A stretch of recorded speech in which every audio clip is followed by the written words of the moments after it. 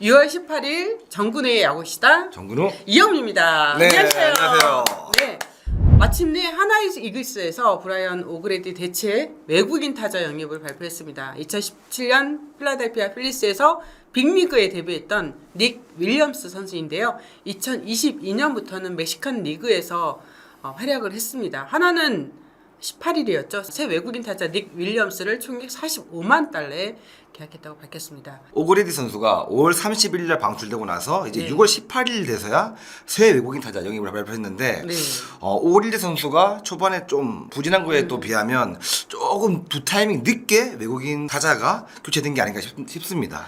그렇죠. 네. 교체 시기가 늦어지고 새 외국인 선수 영입이 늦어지면서 야구 커뮤니티에서는 다양한 선수들이 후보로 거론되면서 하나 팬들의 관심과 분노를 자극했습니다. 하나 구단이 그동안 대체 외국인 타자 영입을 위해서 분주히 움직였던 내용을 제가 취재를 해서 정리해서 설명드리겠습니다. 하나구단에서 영입하려고 접촉했거나 알아봤던 외국인 타자들이 누구인가요? 워낙 많은 이름들이 오르내려가지고 어떤 선수들의 이름이 왔는지 되게 궁금하네요. 네, 이거는 제가 다양한 각도에서 취재를 한 내용이기 때문에 아마 거의 틀림이 없을 거라고 생각이 듭니다.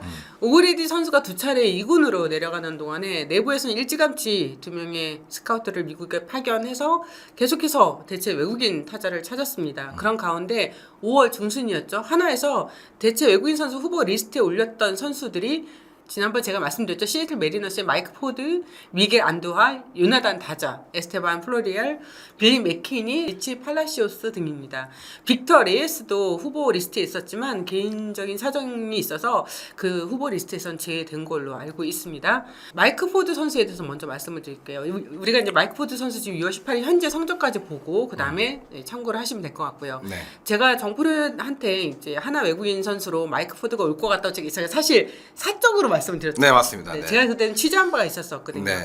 그런데 이게 왜 계약으로 이루어지지 않았냐면 정프로가 지적한 대로 계속 그 실무자들이 타이밍을 좀 놓쳤습니다. 5월 중순만 하더라도 마이크 포드의 바이아웃 금액이 5만 달러였어요. 그 최저 금액이었는데요. 당시 하나는 브라이언 오그레디를 한 차례 더 2군으로 내려보내면서 오그레디 선수에게 기회를 주겠다고 했었죠. 뭐 오그레디의 뭐 타격 폼을 좀 조정하는 시간을 갖겠다 명분을 내세워서 오그레디를 서선으로 보냈는데요. 이때 만약 하나가 오그레디를 두 번째 2군으로 내려보내지 않고 좀 더 일찍 방출 결정했다면 마이크 포드와는 5만 달러 바이아웃을 지급하고 6월 전에 하나의 대체 외국인 선수 영입이 마무리되었을 겁니다. 그러나 당시 하나는 그룹 재가 등을 이유로 오그레디 선수를 2군으로 내려보내면서 시간을 좀 확보하려고 네. 했고요. 이후에 마이크 포드는 여러분 아시다시피 빅리그에 콜업이 됐습니다. 그리고 하나는 뉴욕 양키스의 마이너리스 뛰고 있는 에스테반 플로리알 선수도 살피고 있었습니다. 플로리알 선수는 언급이 안 됐어요. 그동안 커뮤니티나 뭐 팬들 사이에서도 후보로도 거론이 안 됐던 선수인데요. 이 선수를 접촉했던 건 사실입니다.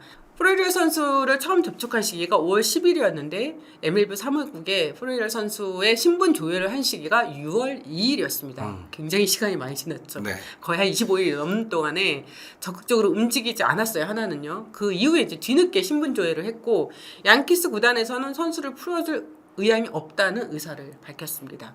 이후 양키스의 빌리 맥키니 선수한테도 관심을 나타냈고요. 실제 에이전트한테도 의향을 좀 물어봤습니다.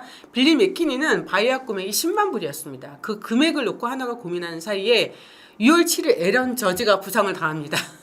그러면서 양키스는 에런 저지 자리에 빌리 맥키니를 콜업시키면서 또다시 부상이 됐습니다. 최근에 하나의 최원호 감독이 우리가 신분조회 요청만 하면 선수가 빅리그에 콜업이 된다라는 내용으로 인터뷰를 한 적이 있어요. 예, 지금 이런 내용, 이런 상황들 네. 때문입니다. 계속 반복됐던 거예요. 그렇죠. 네. 계속해서 대체 외국인 선수 영입에 어려움을 겪었던 하나는 그동안 워크 애식에 문제가 있었다면서 외면했던 프레스턴 터커한테도 눈길을 돌립니다. 터커 에이전트한테 선수의 의사를 물어본 것으로 알고 있는데요. 제가 에이전트랑 직접 통화를 해봤어요. 터커 선수가 현재는 다른 리그에서 뛰는 거에 대한 관심이 없다고 합니다. 성적 보세요. 그렇죠. 굳이 네. 한국에 올까요? 이 정도 성적이 뭐 여차하면 지금 메이저리그 콜업될 수 있는 올라올 거잖아요. 수도 있죠. 네. 그리고 시즌 중간에 이렇게 대체 외국인 선수 들어가서 그 리그에 적응한다는 게 어렵다는 걸 터커 선수가 잘 알고 있어요. 네, 그렇기 맞습니다. 때문에 그런 관심을 주는 건 너무 감사하지만 지금 당분간은 생각이 없다는 의향을 분명히 밝혔다고 저는 전에 들었습니다. 상황이 급박해진 하나는 이번에는 리카르도 산체스 선수의 에이전트를 통해서 앙헬 레이에스라는 멕시칸 리그 선수를 추천받습니다. 이번에 최원호 감독이 얘기를 했습니다. 산체스 선수한테도 추천을 받았다. 네. 그 선수 이름이 앙헬 레이에스입니다. 앙헬 레이에스 선수 성적 보여드립니다. 하지만 최원호 감독을 비롯해서 다른 코칭 스태프는 좀 다른 후보 선수를 원했어요. 그래서 만약 멕시칸 리그의 선수들이 굉장히 좋다면 좀 다른 멕시칸 리그 선수 없느냐라고 했더니 하나의 실무진에서 그동안 작년부터 리스트에 있었던 닉 윌리엄스라는 선수를 보여줍니다. 최원호 감독과 코칭 스태프는 닉 윌리엄스의 동영상을 보고 바로 결정을 하게 되었는데요. 그 결정이 6월 16일이었어요. 16일이었고 16일 오후에 닉 윌리엄스 에이전트인 브라스 코퍼레이션과 협상을 시작했습니다. 에이전트 측에서는 17일 저녁에 최종 답변을 전달했고 17일 늦은 저녁에 총액 45만 달러의 계약에 합의하게 된 것입니다. 제가 좀 정kur한테 네. 닉 윌리엄스 영상을 좀 보여드렸잖아요. 네. 네, 메이저리그에서 뛴 영상 그리고 멕시칸 리그에서 활약한 영상을 좀 보여드렸는데 어떤 유형의 선수라고 생각하세요? 일단 오그리디 선수랑 정반대인 뭔가 인플레이 타구를 많이 만들 수 있는 네. 유형의 선수인 것 같고 네.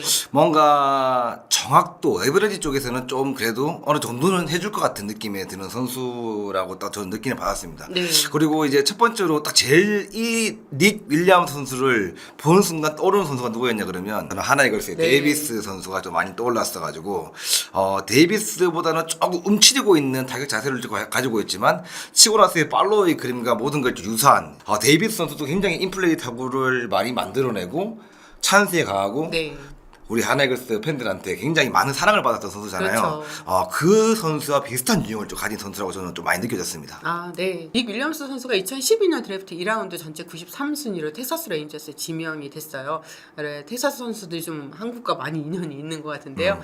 닉 윌리엄스의 멕시칸 리그 성적 6월 17일까지입니다. 뭐 일단 1위 선수가 뭐 평가를 받을 때는 타격은 인플레이 타구를 되게 많이 만들 수 있다. 하지만 수비면에서 조금 약한 부분이 있지만 네. 근데 그거 정확하게 저희 보지도 않았기 않았죠. 때문에 그 평가를 하기는 좀 그렇고 도로 부분에서도 뭔가 작년에는 많은 도로를 뭐 했지만 올해는 뭔가 아직까지 많이 시도를 하지 않았기 때문에 또 KBO 리그 와서는 또 어떤 모습을 보여줄지 저도 굉장히 궁금합니다. 네.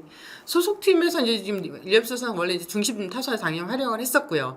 멕시칸 리그 자체가 타고 투저 리그이잖아요. 네. 그런데 닉 윌리엄스의 홈구장인 티juana가 해발 20m 불과해서 홈 경기 성적은 고지대의 영향을 크게 받지는 않았습니다. 그래서 올 시즌 홈과 원정 성적의 비교를 보시면 크게 차이가 없어요. 성적이 거의 비슷합니다. 저 이것도 재밌었어요. 닉 윌리엄스 선수가 2017년 필라델피아에서 활약할 때 김현수 선수랑 한 팀에 있었어요. 네, 그 다음에 에런 알테어 선수랑도 같이 뛰었었고요. 네. 네. 그래서 이 성적도 한번 비교를 해볼게요. 당시에 2017년도에는 볼티모어에서 김현수 선수가 트레이드로 필라델피아를 갔는데 네. 주전은 아니었잖아요. 네네. 주전 외연수가 닉 윌리엄스였습니다. 지표가 그렇게 나와 있네요. 네, 그렇죠. 그리고 또 보여드리는 건 이제 MLB 통상 성적 여러분도 뭐 다 찾아보셨을 거예요. 그래서 닉 윌리엄스 선수는 하나이글스에 언제 합류하나요? 네, 이제 오늘 방송 나가는 시점을 보면 이번 주 주말이라고 얘기를 했는데요. 네. 에이전트 쪽에 확인을 해보니까 이미 소속팀에서 나왔어요. 나왔고 네. 앞으로 5일 안에 비자 발급이만 마무리하면 곧 한국으로 입국할 예정입니다. 그 닉 윌리엄스의 워크에식이나 애티튜드나 모든 것들이 다 좋은 평가를 받고 있거든요. 예, 하나 구단에서도 그런 외적인 평가는 좀 다 확인을 해본 걸로 알고 있어요.